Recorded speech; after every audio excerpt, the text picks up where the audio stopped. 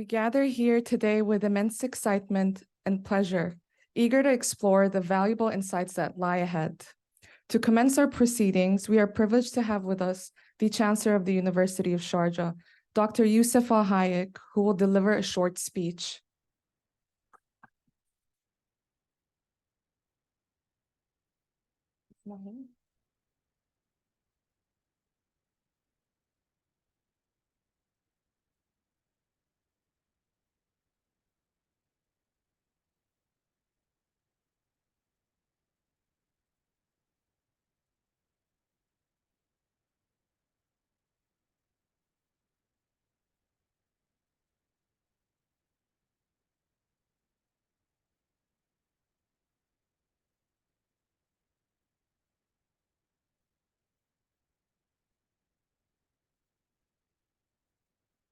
Instead, we will ask for Dean of the College of Arts, Humanities, and Social Sciences, Professor Nader Al-Bizri, to talk.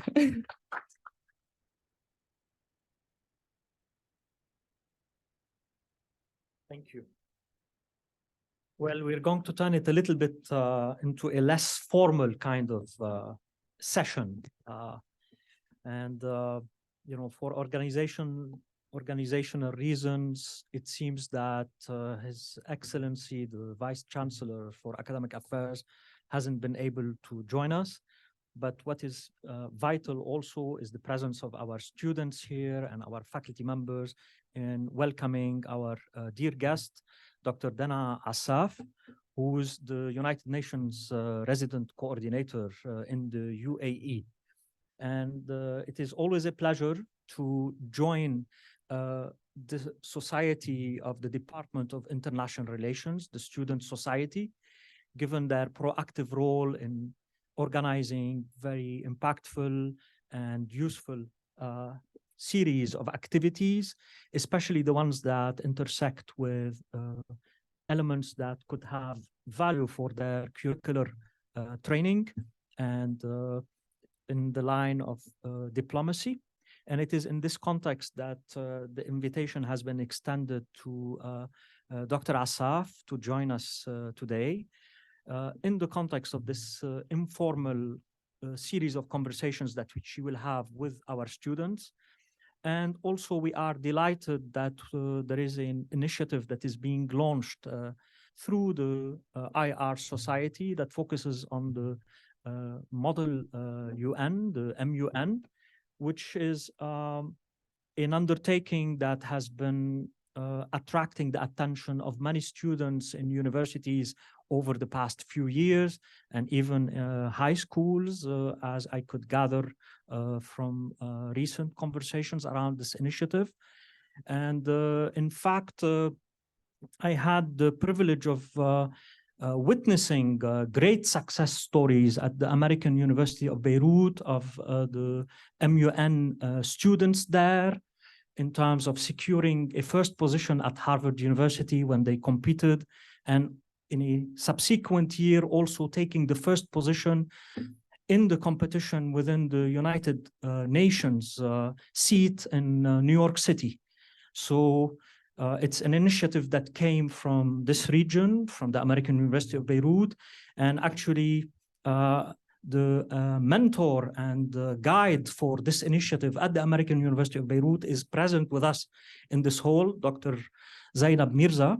So maybe there'll be some further conversations around it in an informal way, if this is of value for launching your initiative as a MUN association at the IR Society at the University of Sharjah. So I hope this would be a fruitful session, and that will engage stimulating conversations with our guest today. And thank you very much. Thank you.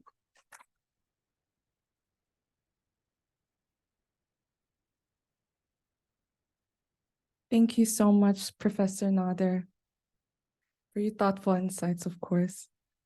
Now we would like to invite the head of the International Relations Department, Dr. Stephen John Liu. Please.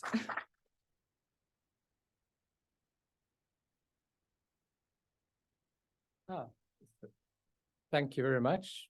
Thank you, faculty, students, distinguished guests, and of course, Dr. Dena Assaf. I think that the United Nations is obviously one of the central kind of concerns for students in international relations, students of diplomacy, students of international politics, and also students thinking of potential career paths. And I think that if there's one thing that I'm hoping we get out of today's talk is interest, excitement in the operation of the United Nations as an actual body. In the the UAE, as you know, is rapidly transitioning from a fairly small and sort of largely inconsequential actor on the global stage to an increasingly assertive actor and an increasingly sort of faceted and complicated global stage. And I think that the scope for playing a bigger role in all aspects of global politics is increasing hugely. And it's something that our students are well aware of and are seeking to position themselves both in terms of their careers, but I'm the United Nations resident. in terms of their careers, but also just in terms of citizens. So again, I just know it was a reference, I think, to my daughter who's doing the Model United Nations at school. I just know how, terrifically excited she's gotten, even though she's not terribly keen on the country she has to represent. She's got a huge thrill out of just being part of it. And I'm hoping some of the general information you impart to us about the UN is going to stimulate excitement amongst our students. But I'm also hoping that we can get a model United Nations off the ground. We have spoken about it in the past. We've never really got it to work before. And I think this is a perfect opportunity. So on behalf of the department, I'd like to formally welcome you and look forward to hearing what you have to say. Thank you. Thank you, Dr. Stephen, for your enlightening words. It is now a privilege to introduce our distinguished keynote speaker, Dr. Dena Assaf, the United Nations Resident Coordinator for the United Arab Emirates. Dr. Assaf, the stage is yours.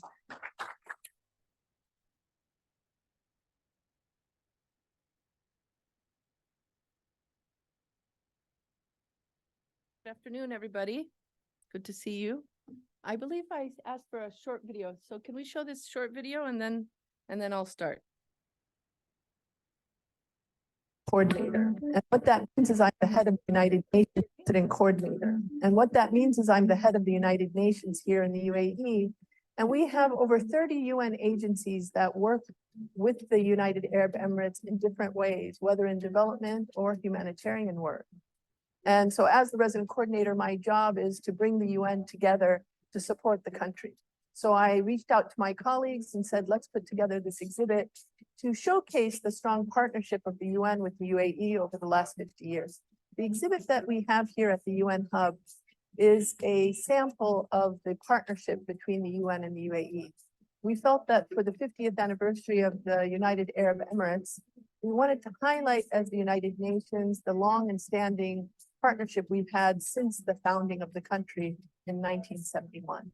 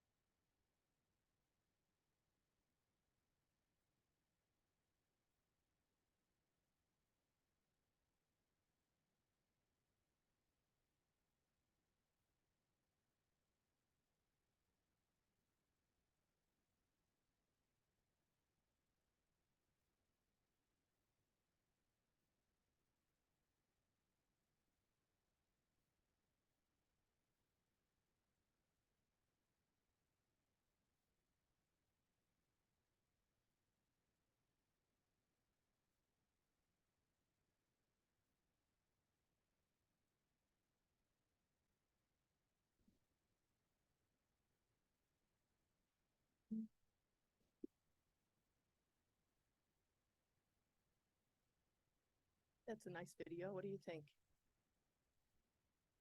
So it allowed me to give the intro through the video.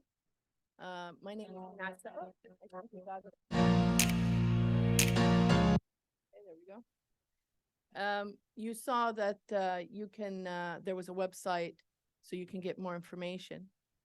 Now, I was thinking to myself, what would be the most interesting for you? And so I don't have a speech prepared. I'm going to tell you a little bit about the UN, following on in the UAE, following on from this video. I'm going to tell you a little bit about myself and my career. I'm going to tell you why I work for the United Nations. And really, I'd like to also make sure that we have a good amount of time to allow for you to ask me questions that will guide the conversation. Because you may have questions in your mind that you've always wanted to ask. Who better to ask than me? No question is not a good question. And if I don't have the answer, I'll let you know, or maybe tell you where you can find the information.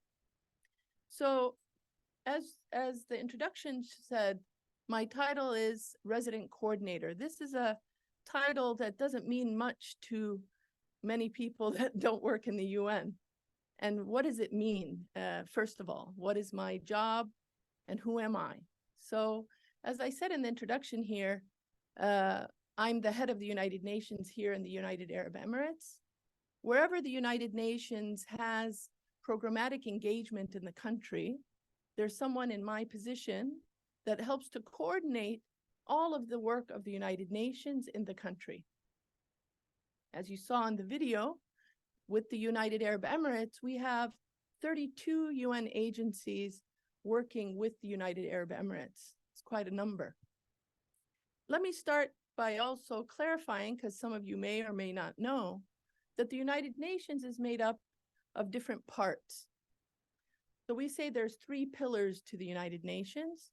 There's the pillar of sustainable development, there's the pillar of peace and security, and there's the pillar of human rights and humanitarian action.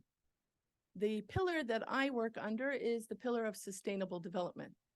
How many of you have heard of the Sustainable Development Goals? Please raise your hand. Yeah, most of you. If you haven't, and you're in this line of work, you definitely need to look that up.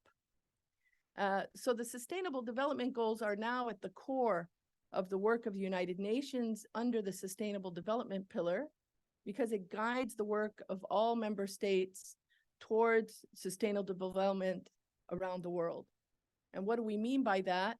Is that we all want the world, of course, to be in a safe place where people can prosper, live in a healthy manner, and also pursue their ambitions as human beings. So the Sustainable Development Goals, which are 17 goals, provide the world a framework to allow us to achieve these goals within all sectors of society. So look that up if you don't know about the Sustainable Development Goals. You definitely need to learn about that. And we'll talk about the Model UN in a moment. So within my role, as I said, we have 32 UN agencies that work with the UAE. It's my job to represent the United Nations as a whole. So why that's important under the Sustainable Development pillar, we have around 40 UN agencies that work on different mandates under sustainable development. So many of you may have heard of organizations like UNICEF. How many people have heard of UNICEF? How many of you have heard of the United Nations Development Program, UNDP? Has anybody heard of that? How about the World Food Program? Okay, so you guys are well. Have you heard of UNESCO? Yeah? Okay. So these are some of the 40-some agencies that work under the pillar of sustainable development. Each one of them has a particular mandate. So UNICEF particularly works with children. UNESCO works in culture and science. The World Food Program works on ensuring food access to the most vulnerable people of the world, etc. So there's different parts. So when you're in a country like I'm here in the UAE, when they want to speak to the United Nations, who do they speak to?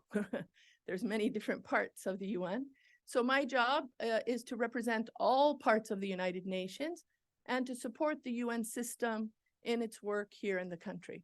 I hope that one day, one or maybe more than one of you will be in a role like mine in the future. And I'll tell you something about how I got where I am. Now, in a country like the United Arab Emirates, the type of work that the United Nations does is different than in countries that we consider lower income or countries that are in crisis. So depending on the country that we're in, the United Nations will customize its engagement to that country. So you can imagine that where there's a country where they're having a war, for example, or there's famine, or there's other issues, the United Nations would need to work on different issues. Here in a country like the UAE, where the country has advanced very quickly and is working in a variety of different areas, the United Nations works with the UAE on advancing the goals of the country in the particular areas of engagement that we do, as well as ensuring that things that have to be maintained are maintained.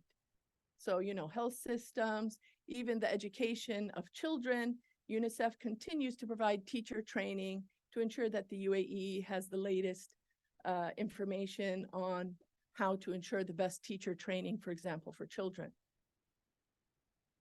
We also have here in the UAE, as you saw in the video, a presence that goes beyond the engagement in the country.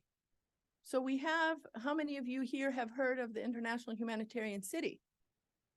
Not many of you have here in Dubai. The International Humanitarian City in Dubai is the largest humanitarian hub in the world, of course, managed by the UAE, by the Dubai government. And they've provided the United Nations facilities and warehouses in the International Humanitarian City so that we can support countries around the world in emergency.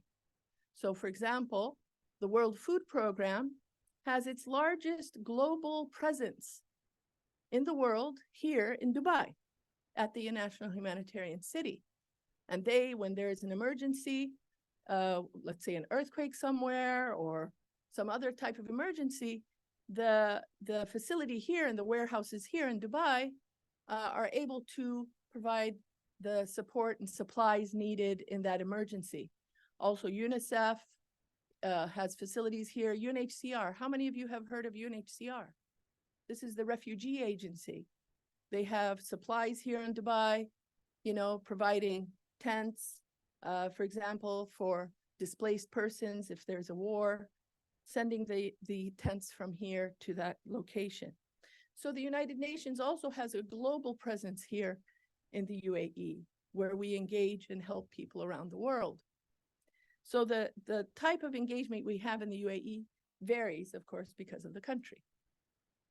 Now, I understand that all of you here have some interest in the United Nations. Is that right? I'm looking at it, is that right? And you might be curious as to, how did I get my job? Are you curious? Okay. Of course, everybody's career path is different. And the way I got where I am is not going to be the same for everybody. But I will explain to you a little bit about my story, just to let you know that it's possible, right? When I was younger, I never thought about having this job. That wasn't my plan. But life has its own way of happening, right? And we see that around the world, there's lots of conflict, there's lots of challenges. I think all of us, and especially those of you in the room here, given what you've decided to study, have an interest in trying to see how to help make the world a better place. When I was an undergraduate, actually, I studied architecture. So I'm an engineer. So I studied architecture. I planned on being an architect. I have a PhD in urban planning. So my background is architecture, urban design, urban planning. This is me. That's what I studied. And that's what I thought I was going to do. And on a very personal level, but relatable, that's what I thought I was going to do. That's what I planned on doing. My nationality, which as a UN official is not important, but as a human being, it is. I'm a Palestinian, and we can see now in the news the challenges that are happening in Palestine.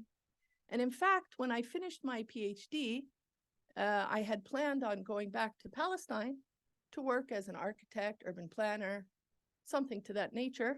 And at that time, when I graduated, I don't know how many of you have heard the word intifada, but the second popular uprising, intifada, had just started in Palestine.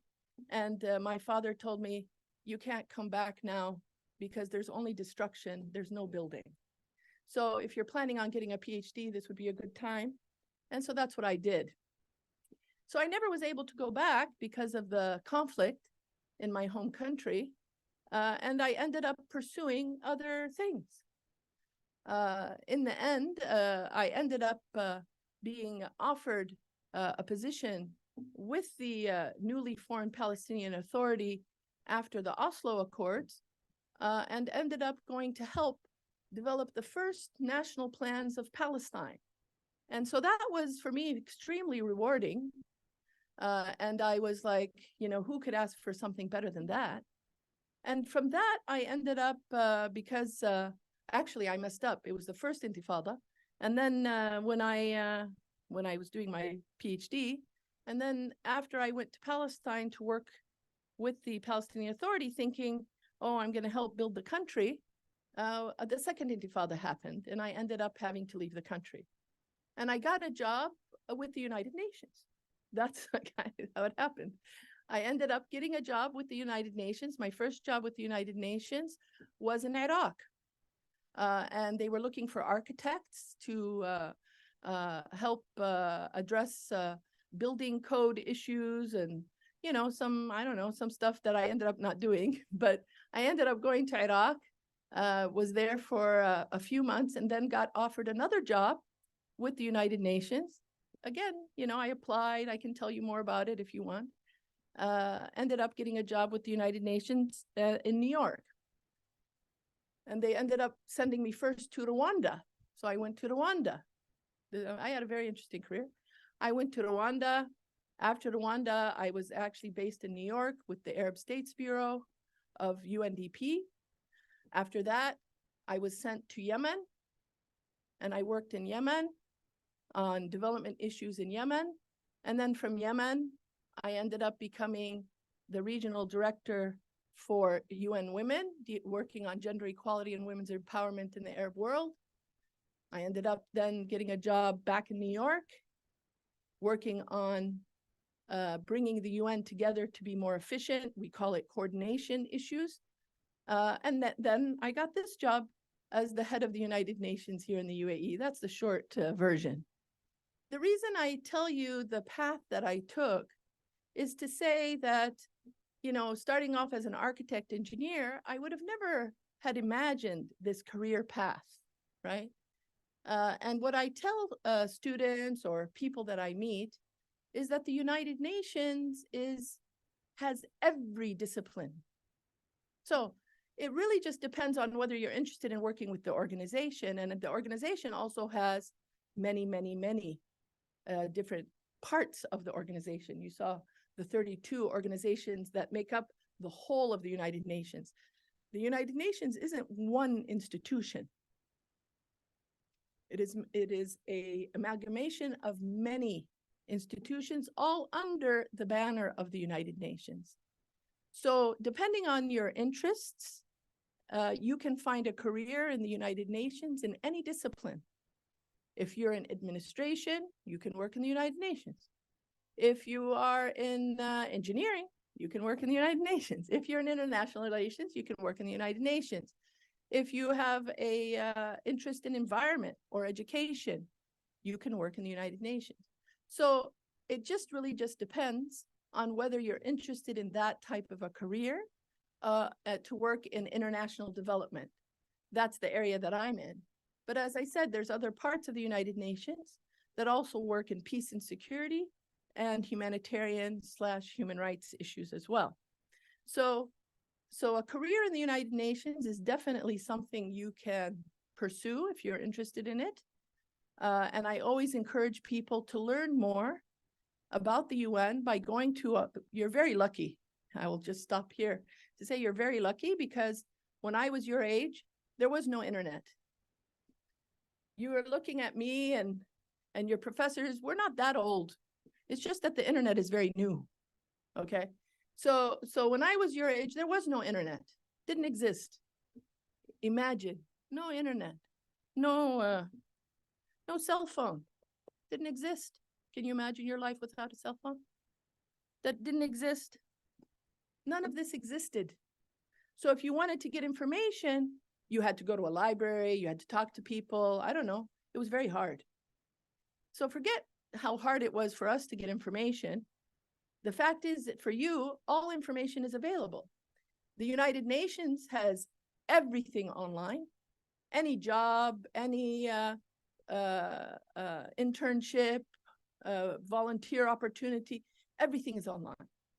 So there's nothing hidden that you have to know somebody or no. So everything, you have to apply online. You can't actually even come and talk to me and say, oh, Dena, can you help me get a job? I'd say, yeah, I can't. I have to do it online. So, but the point is that everything is available to you. You can research, you can find out the information much better than my generation. My office here in the UAE, we have our own website. So you can also go learn about the work of the United Nations in the UAE if you're interested. We also have social media accounts that you can follow, and I would encourage you to do that. We also have a YouTube channel that has this video and many others.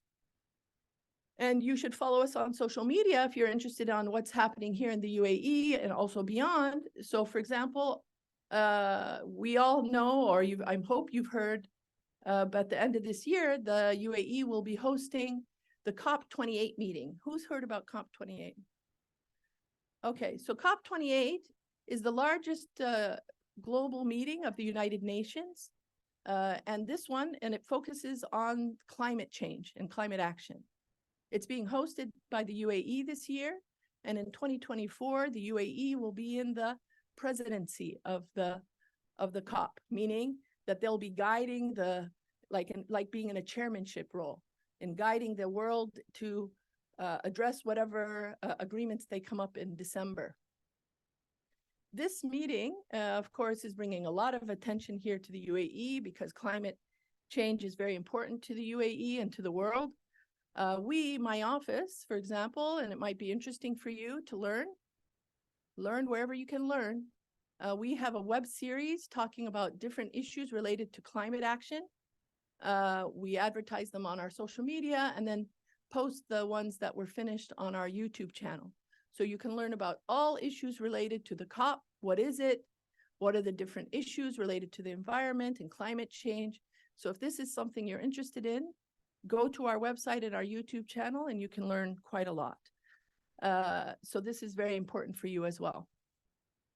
So as I was trying to give you this background about myself, what I was trying to think is when I was in your place, is that I would always be looking for opportunities. You know, where can I learn? Where can I meet people? How do I know what is what, you know? So you're very lucky that the UAE hosts so many different kinds of meetings. So for example, the COP28, although it's going to be at the expo site will be divided in two. One half of it will be closed to the UN meeting because this is where they'll have negotiations with governments, etc. And the other half of the expo site will be open to the public. I will be very sad, I'm going to use that word, if all of you do not go to the COP meeting to see what's there. You should all go. So it'll be called the Green Zone. It's open to the public. It'll be like the expo again, but environment focused. There'll be many lectures. There'll be different organizations there. So there'll be so many people you can meet. And if you're interested in international relations, this is the hot topic of the year. So please do that. But what I wanted to say is that because the UN has such a large presence here, and because of the nature of the UAE, we host many events here. And so as students, you can come to these events. You can learn and listen and be part of these different conferences that are happening. I was in a conference last week for the United Nations Disaster Risk Reduction Organization, DRR, UNDRR. And I saw that there were many seats empty. And I said to them, oh, but did you invite the universities? Yeah. And I said, because when I was a student, I always wanted to come to these things. And they said, yes, we did. And many students signed up, but that they didn't come.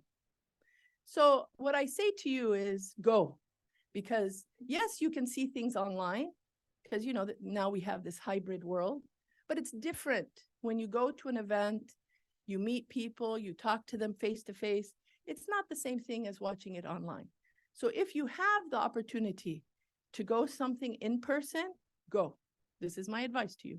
Go. You never know who you might meet. You never know what you might learn because you interact with people at the event.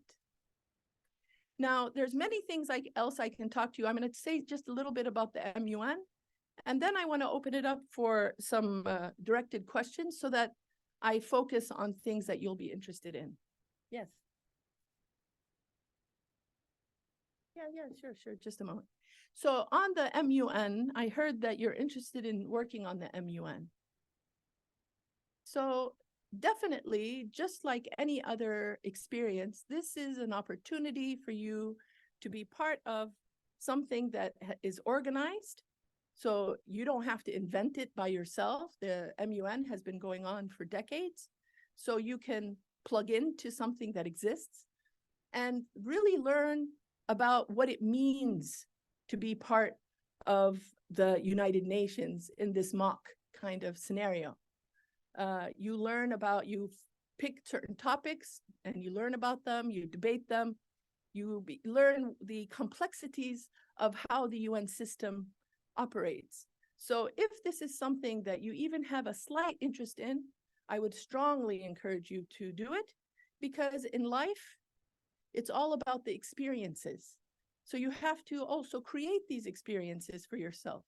So strongly encourage you to do that. If you do that and you would like the United Nations to come and give an opening speech or something in your MUN, you just send a request to my office, and the person in my position or someone else will come also to, you know, inaugurate your event. But this is always these types of things we highly encourage, and I'm happy to see the UAE engaged in this, because we've been invited to various high schools, for example, who are doing it. Of course, at the university level, it'll be at a different level, right? So I would strongly encourage you to do that. So I'm going to stop here because I'd like to hear from you what else you would like me to tell you about, so that the time is directed towards some of your questions. So do you want me to sit over here or? Okay, so let's do that.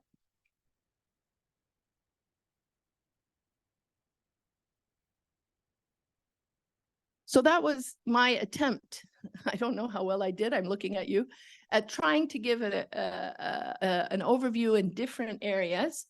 But we have about a half hour, so that's a good amount of time. And I'd like to hear from you. What are some of your ambitions? What are your thoughts? What are your questions? Are you interested in a career in the UN and wondering what and how to do that? I don't know. Who is going to break the ice and ask the first question? Who's going to manage the floor? Can somebody manage the floor? Yeah. First of all, I'd like to say welcome to the university. Thank you. My name is Hamid. I'm a third year. First things first was I looked you up. Aside from the great things that you do, the speeches that you give and the way that you speak is really amazing. Okay. And it's really nice. It helps the people want to listen more to you.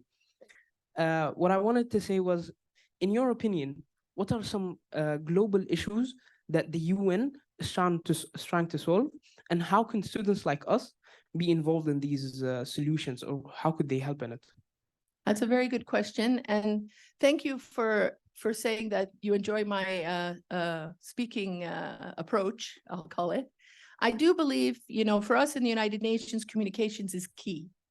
And so, you know, as you look at your career, whether it's in the United Nations or anywhere, I would say to you, you know, learning how to communicate is really important.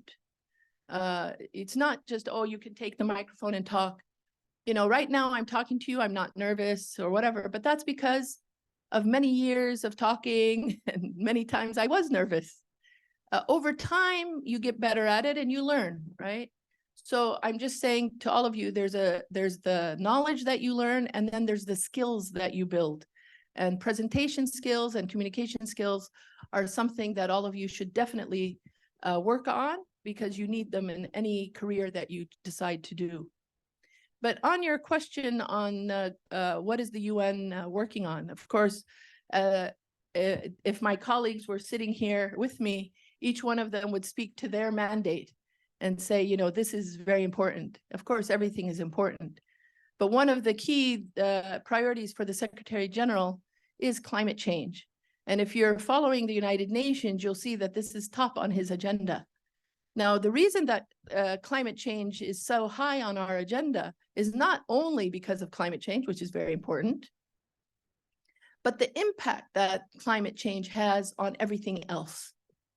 So it not only is affecting our ability to live in the world in a comfortable way, I would say it that way.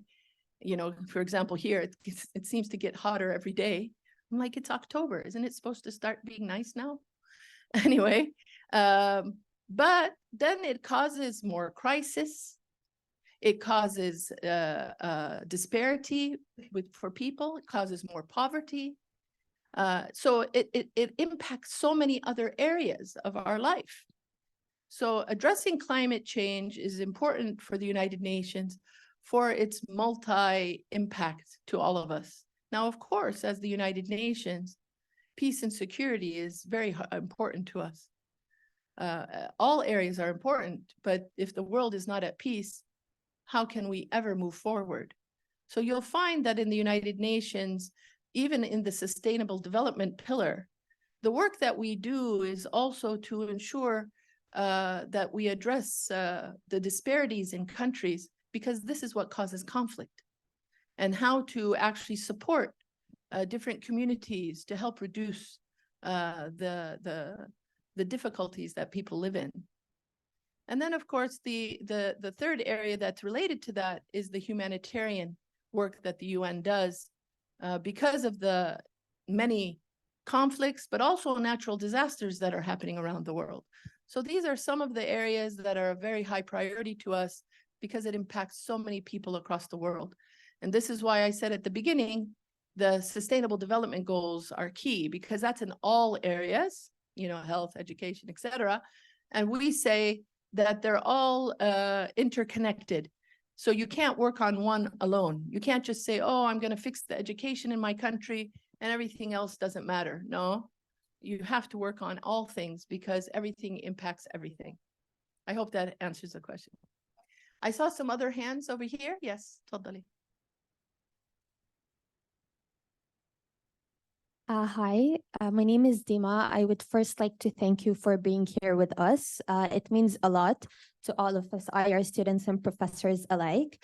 I wanted to ask you, as students who will be graduating soon, how can we jumpstart our career in the United Nations? Are there any specific qualifications that we need or a criteria that we need to fit? Okay, very good question. As students that are graduating soon, you have some opportunities that you could address right away. The United Nations has an institution called the United Nations Volunteers, UNV. If you haven't heard about it, look it up. As I said, everything's online, so it makes things easy. The United Nations Volunteers, even though it's called volunteers, it's not really volunteers, if that makes sense. We just call it that, and I'll explain why. But more important is, if you're interested in starting in the UN, or starting like having your first job in the UN, this is a good place to look. The United Nations Volunteers creates positions around the world in all different areas of work. And the reason it's called United Nations Volunteers is that the compensation that you receive is enough for you to live in the place that you're going, but not the same as a full salary of a UN staff. Does that make sense? So you don't have to, you're like, well, how am I supposed to afford that? No, it's a job. And in the UN system, it's considered a UN staff position. So you're considered UN staff. These positions are usually a year or 2 years. What it does is it gives you an opportunity to get in, to go to another country, to work on a particular area. And they don't expect you to have many years of work experience. So there's different levels of UNV. There's the recent graduate with no work experience. So there's positions for people like that. There's positions for people with 2 years of work experience or more. And then there's the expert levels, because some people, have 10, 20 years and want to volunteer to the UN. So even though it's called volunteer, it is actually a full-time job. And it's an excellent way to get in a job in the UN, because when you apply for jobs in the UN system, finding entry-level jobs is not so easy. There's internships, etc., but those aren't jobs. I mean, it's an internship, 3 months, 6 months. But to find entry-level jobs they're not so many. So usually the United Nations is looking for people with work experience. And then once you have the work experience, depending on the job, it's very competitive. It doesn't mean you can't get it. I got it, right? But it's competitive. So it's good to, like, building your CV for any type of job. You have to think, how do I make my CV more competitive? If you got a UNV position, for example, and did that for a year and two, let's say, and you worked for UNICEF in Tajikistan. I don't know why I picked Tajikistan. It just came to my mind, something different. And you went and worked for UNICEF for 2 years in Tajikistan. And then that's on your CV. Then if you applied to a job in UNICEF, a real job, meaning not a UNV job, they will see on your CV, oh, she worked for UNICEF for 2 years in Tajikistan. She has experience relevant to our office. Let's move her CV up the list, you see? So this is kind of how you do it. So this is one way to do it. Another way, for those of you who are Emirati in the room, is that the Ministry of Foreign Affairs will be starting something they call the Junior Professional Officers Program, where there'll be a competition for positions in the UN, which they pay for, like, as entry-level positions. And then, of course, is to look for internships, because internships also give you experience. And in the UN system, internships are also advertised. I have on the YouTube channel, of our YouTube channel, about a year ago or something, I did a 1 hour, 1.5 hour webinar on careers in the UN. Go listen to that webinar. You'll hear some other tips. They'll also give you websites and things like that to help you know where to go. But I hope this gives you a start. Thank you. Who else? No, we didn't finish. I see some more hands. Yes, totally. Yeah. Here. And there's somebody here and somebody over there. Yeah, totally. Assalamu alaikum. My name is Narjis. I'm doing my first year in international relations. Yeah. And I think historically, even in the UN and most political fields, most jobs require a law degree, considering IR is a more young discipline academically. So outside of academia, it feels a bit that the scope for IR is not as wide as it should be. So I want to ask, in the United Nations, do you really have a lot of people like working that are started off as IR majors? Okay, so you said something about needing a law degree. No, I don't even know anyone with a law degree, to be honest. Maybe there's some in OHCHR. As I said at the beginning of my opening remarks, any degree can work in the United Nations. So if you have in your mind that, oh, I only studied this, or I'm going to study that, or I have to study this because I'm interested in a career in the UN, no. So my advice always is study what you feel passionate about. And what I mean by that is that you have interest, whatever it is. I don't care. What is it? Law, international relations, it doesn't matter. Because each of us is different. We have things, each of us likes different things. So study what you think you'd be interested in studying. Because when you study something you're interested in, excuse me, let me get some water. You're more likely to study, right? You're more likely to do a good job. Then once you've studied what you've studied, you look for opportunities, right? Whether it's in the UN or somewhere else, right? Sorry, just let me get that. Of course, right when I'm talking, right?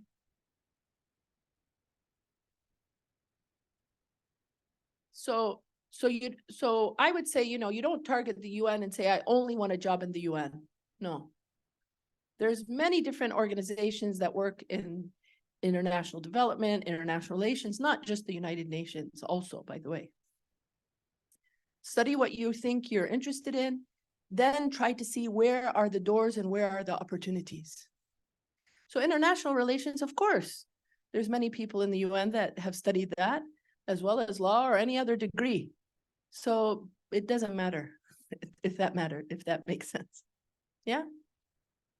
One thing you can do, which I've suggested to people, is open the website of the institution that you're interested in and go look. What kind of jobs do they advertise? Right? Don't look only one day, look many times. And then if you see a job that you think or a title, something you like, open it and read the job description, read what is it, right? This will give you an idea of the kinds of jobs, right? And what are they requiring? And, you know, so you can do that kind of research. Yeah. كان في سؤال فوق.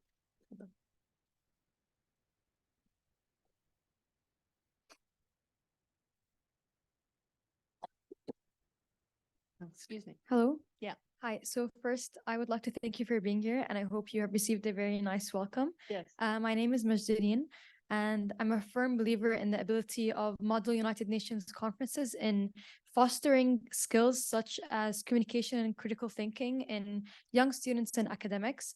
And in US here, we're trying to introduce MUN conferences as a new club here. So I wanted to ask, what are other skills other than communication and critical thinking that we should focus on? And in your opinion, what are the most major pressing issues that we should be debating in our MUN conferences? Well, one of the things, in addition to what you mentioned communication skills and analytical skills. Research will be really important. And if you're interested in doing the MUN as the MUN, you need to understand the United Nations and the different parts of the UN and how they relate to each other.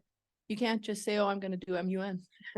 If you don't understand the organization, how can you do it? I mean, I just talked to you very briefly about my job and the 32 UN agencies that are here, but that's only one part, right? So these types of things become understanding the organization, being able to do research, because whatever topics you guys decide to do in the MUN, part of the work that you will do during the MUN is the research prior and during the process. It's not about just going and sitting there and saying, oh, I represent country X, and then just start talking off the top of your head. You have to have done your research and understand the issue. You have to be able to represent it, right? And then on the topics, of course, there could be any topics. So, I mean, I've seen MUNs that have taken a detailed issue to debate. You know, that's a contentious issue. They've taken issues that have come up in the General Assembly that member states have debated, or they are take issues that are coming up in the upcoming ones. So it's really hard for me to tell you which one to choose, because it depends on how you're going to design your MUN. And what I would say is it's not about the topic as much as the process. What you're learning by doing the activity itself is the most important. So don't worry too much. Pick what makes sense at the time when you guys design it and just do it. And then the next year you can say, oh, next time, let's do this, let's do that, you know. It's really about the process and doing it, which is more important. And I'm sure you've heard the saying, perfect is enemy of the good, or good enough. So if you guys have been trying to do this for a while and haven't, I don't know why, because people do it all the time. It might be because you're trying to be too perfect, thinking, oh, everything has to be perfect before we start. Don't do that to yourselves. Do what's necessary to make it happen. And then the next year you can improve it, whatever that is. This would be my recommendation, especially if you have struggled in starting. Then I would just say start and then go from there. Start small instead of doing it. Don't do it too big. Start small, maybe one topic, and then grow. I don't know, but just start. That would be what I would say. تفضلوا. Somebody has to help with the hands. في هون وفي هون. Yeah. Hi, my name is Ibrahim Khalid, and it's my 4th year in international relations. And today my question is, how does the United Nations works to promote peace and security in the UAE and the wider region? Thank you. Well, it's a very good question. The UN is, as I said, made up of different parts. And I decided to dedicate my career to the areas of sustainable development. And the reason being is that I actually truly believe, and I'm part of the UN system that believes this, that if people in different countries of the world are not living to the best of their ability as human beings, they're not going to have peace. So if you're living in a country where there's inequality, or certain parts of the country have resources and others don't, or certain people are very poor and other people are very rich, some people have education or health and other people do not, this country is going to have conflict and is not going to have peace, correct? So from my perspective and the colleagues I work with, we believe that the work of the United Nations in sustainable development is for this reason, where we work with countries to change these issues, to make access to all areas equal, to help the governments to be more fair and equitable, to help them to determine how to use their resources in the best way to help their citizens, etc.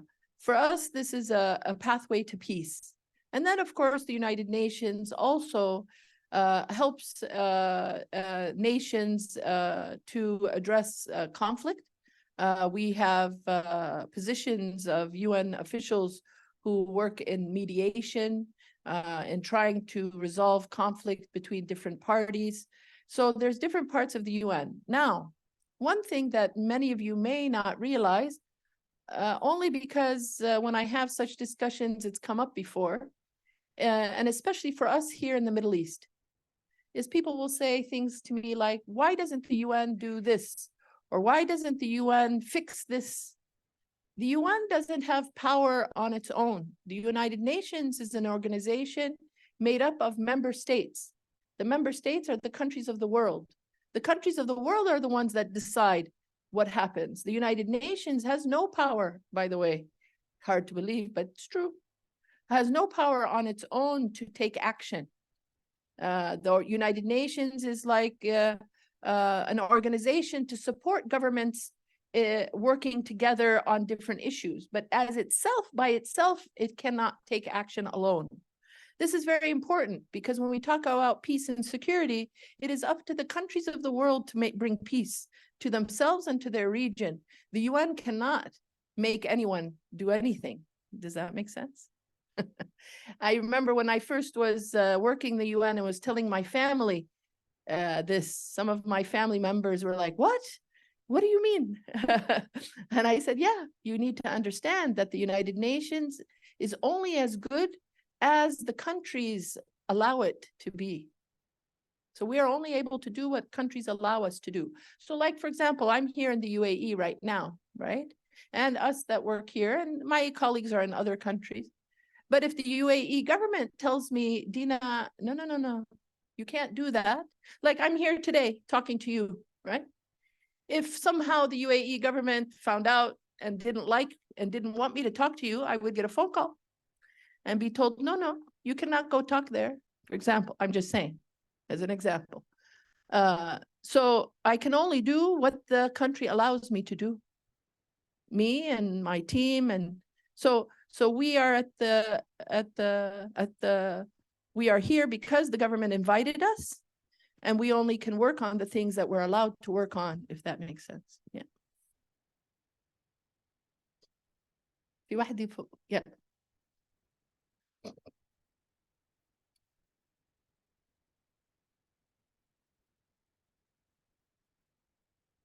Hi, good afternoon. My name is Sure. Ali Abdul Karim, and I'm a 4th year student.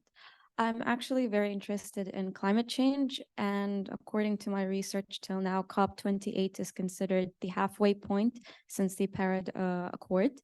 So I'm interested in the fact of the trajectory, since it's the halfway point. How is the negotiations going to occur, especially since there were a few setbacks considering the COVID pandemic? So how exactly is the discourse of the negotiation going to differ, especially after these events? Thank you. That's a very good question. One of the things that's unique about the COP28 is it'll be the first time that they call it, if you haven't heard this, you can look it up, called the Global Stocktake. So it'll be the first time since we've been having these COP meetings and talking about climate change, where we are going to have a global, let's say, report on where we stand on all issues. So it's a really difficult exercise, if I may say. This global stocktake is supposed to shed light on where we are and where we said we were going to be and where we're planning on going. And it'll really help the negotiations, I think, this year, because it'll help to clarify, even like you said, the impact of COVID. I think COVID was an excellent, well, I shouldn't say that in an excellent example, but it's an example. But it is an excellent example of showing how something can impact the whole world, right? So what I say to people is, we all experienced COVID. Nobody has to tell us what that was. When we talk about issues like climate change or health or poverty, some, like here in the UAE, you might say, it's not a problem for me. My healthcare is good here. So what do I care about healthcare in the world or something like that, or education, for example, right? But we learned from COVID that even if you're okay as a country on something, if another country isn't, it still impacts you. The same happens for poverty, health, etc. Healthcare, as is a good example, we have good healthcare here in UAE. They don't have good healthcare in another country. COVID spread the whole world. Yeah. So the same thing goes with the climate change agenda and the global stocktake. It will help us to identify where our weaknesses are as a global community, because we know that this then will have impact on all of us.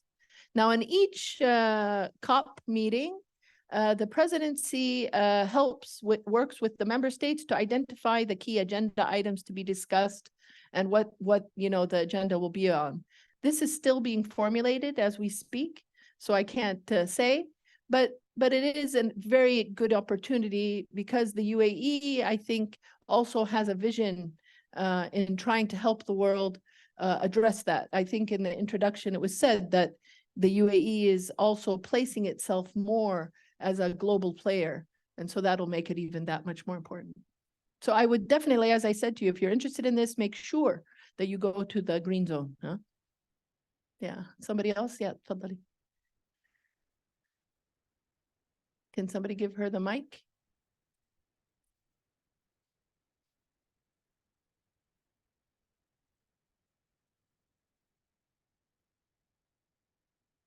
Hey, hi, welcome here. It's actually quite interesting, the whole thing about the United Nations. And my name is Aisha Al-Katbi, and I have a question for you. What would the future look like if the United Nations were granted full authority without the interference of a major countries? What is your perspective on whether giving the UN complete empowerment would lead to more effective resolutions without actually waiting for other countries and starting immediately to resolve the global issues, the current issues and stuff? Well, what you're talking about is UN reform, and this would require a complete change of how the United Nations is set up, right? Now, of course, being in the United Nations, I would say that would be very nice. But it would require a complete change in how the UN is set up now. And this is actually part of what many countries are actually discussing and trying to push. You know, when you're talking about not taking action, and this is in the Middle East, when we think of the United Nations, the first thing we think is the Security Council, This is kind of how when you say the UN, and I always have to tell people I don't work on that side, I work on the other side. And many countries in the world do not like how the UN currently is set up, and they want to change it. But the people who are in power and have the veto and all this, they don't want to change it. Taban. It makes sense, right? So I don't know. Let's see what happens over the years to come. People like yourself being involved in your government or in the UN or in other government will be part of that change. But in my personal opinion, yes, I do feel that the UN needs reform, because there's too many bottlenecks for us to be able to move forward on things that are obvious or need to be addressed. So there is need for reform. Will it happen? I don't know. Somebody here? Yeah, تفضلي.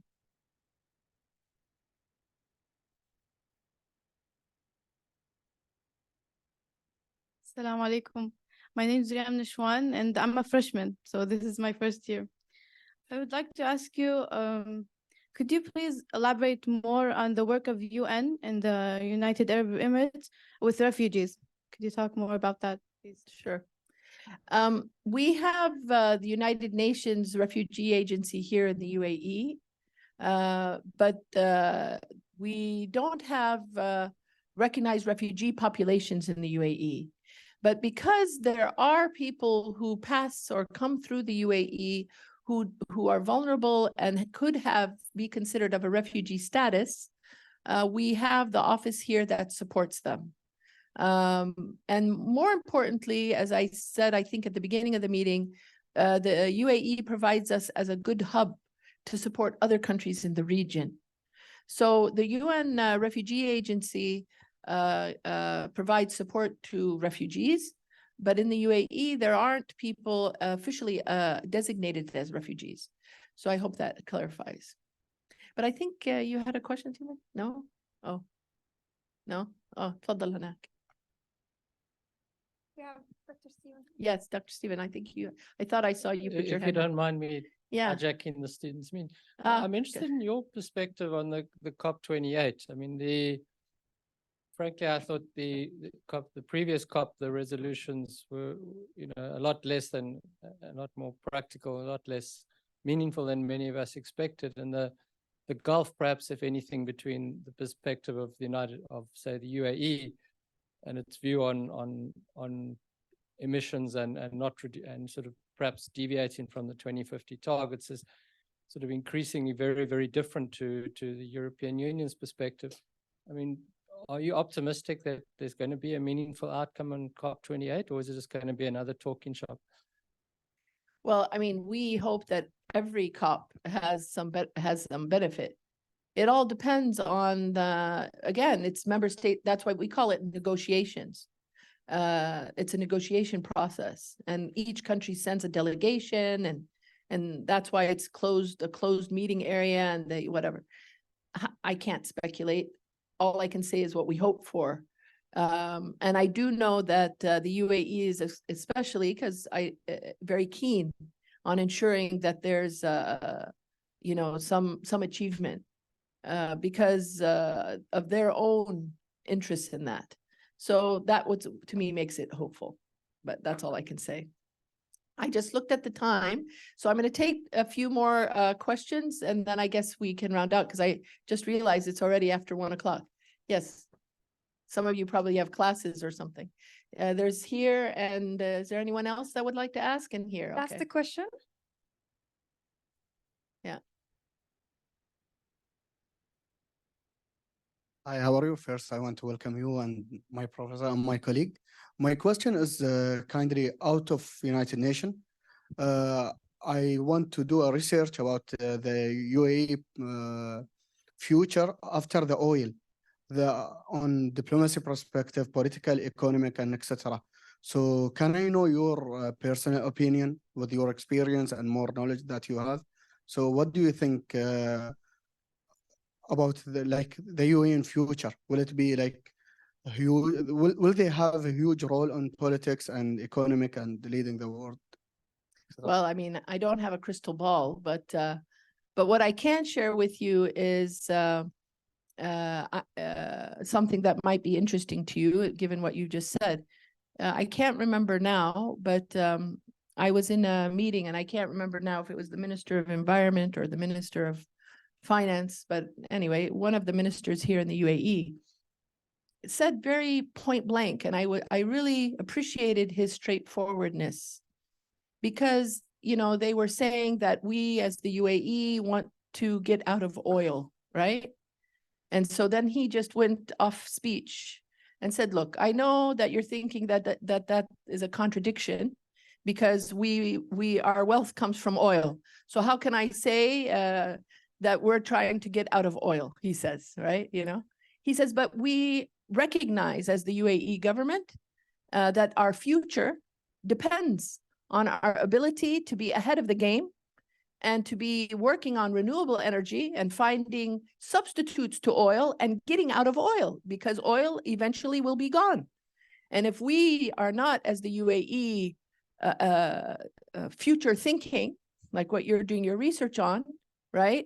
And find ways to ensure that the UAE stays at its level in the future, then our next generations will have a lot of problems. So I really appreciated that he was straightforward in saying, you know, our interest in renewable energy, as an example, is also so that we're ahead of the game. And we recognize that we will not be able to rely on oil for all generations to come. We have to find a way to keep our economy strong without oil. Then the UAE is successful. So I can say to you, I've heard the leadership of the UAE speak to what you're talking about. So I hope that's helpful. Yeah, thank you. I think we can take maybe one last question. I saw somebody. اتفضلي, yeah.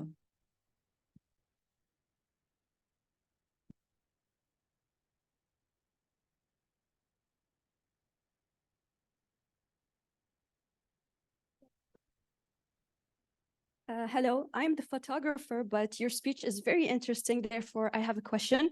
Sure. You mentioned that you had a very crowded career. Yeah. Was it hard to manage it between your family, personal life, and work? Well, I mean, all of us have to juggle a personal life and professional life, correct? So you have to find a way to manage your life.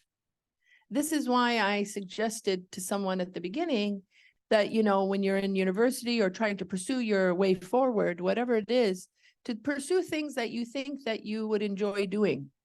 And then your path will come with it, both professional and personal, and you'll decide what makes sense for your life at that time, right? In the UN system, many people are like me, and they move every 4 or 5 years from country to country. This creates a certain type of lifestyle. In fact, myself, I am now ending my term in the UAE. This month is my last month as your resident coordinator. So this will be one of my last engagements with you as students in my current job. My 5 years are finishing and I will be moving to another country. So this is the nature of this type of job. Some people don't like that, right? They don't like the idea of moving from country to country. When I was young, I can tell you, I was very excited. I liked the idea. It was part of what I liked, because I liked the idea of learning about new cultures and places and meeting people from around the world, and also learning about what worked in one place and comparing it with what worked in another place. As I'm getting older, I'm also getting tired, to be honest, from packing and unpacking, but it's part of what that lifestyle is. But you can also work for the United Nations and not move all the time. There are some jobs that don't require that. So don't be discouraged if you're not looking for that type of life. But you can also do it for part-time of your life, not like me till the end of your career. But anyway, it is balance in life. It happens regardless of what career you decide to choose. So yes. But that was a good way to end. And I do want to thank you all for the questions. I hope this type of dialogue was useful to you. You can reach out to my office even after I go. Someone will be taking my place, and my team is there as well. If we can support you on your Model UN, or if there's other engagements that you would like the UN to do here at the university, we would be more than happy to do so. And I appreciate the opportunity and really, really encourage you to do some research about the UN or about international development. It's a very rewarding career, something that you might want to do for part of your career or maybe your whole career. And you can find many resources. So thank you very much for giving me this opportunity. Thank you.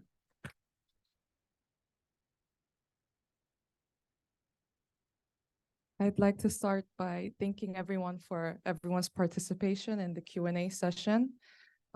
Your questions and Dr. Assaf's responses have added immense value to our dialogue today. So as we conclude this event, we extend our heartfelt appreciation to all our distinguished guests for attending today's informative and mindful event.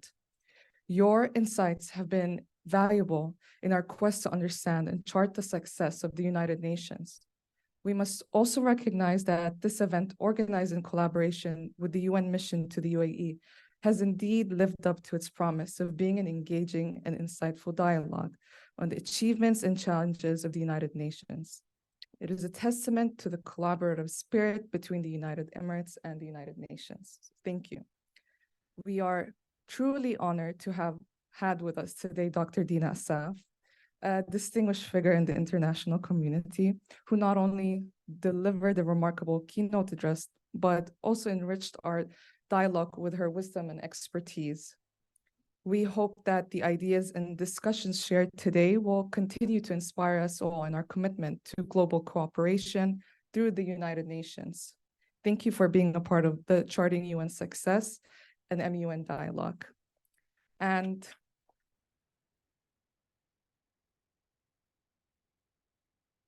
I also like to add that on behalf of our College of Arts, Humanities, and Social Sciences, we'd like to call Dr. Nader to come on stage to present this certificate of appreciation to Dr. Dena. We also like to request for a group photo so that we could take one all together.